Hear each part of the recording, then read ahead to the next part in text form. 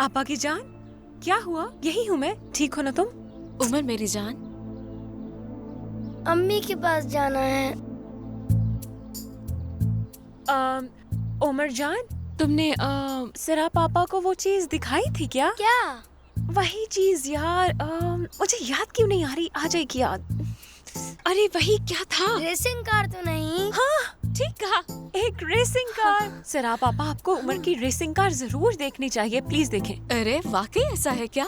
बहुत जबरदस्त कार होगी यानी। और वो भी लाल रंग की है। ये तुम क्या कह रहे हो यार? क्या तुमने देखी है? लाल रंग की गाड़ी है वो। उसका रिमोट भी है। ओ, मुझे तो यकीन ही नहीं आ रहा। सुबह बखैर। सुबह बखैर। बाबा, सरा पापा को मैं अपनी रेसिंग कार दिखाने जा रहा हूँ। अच्छा वाकई में? जरूर दिखाओ, लेकिन पहले मुझे प्यार करो।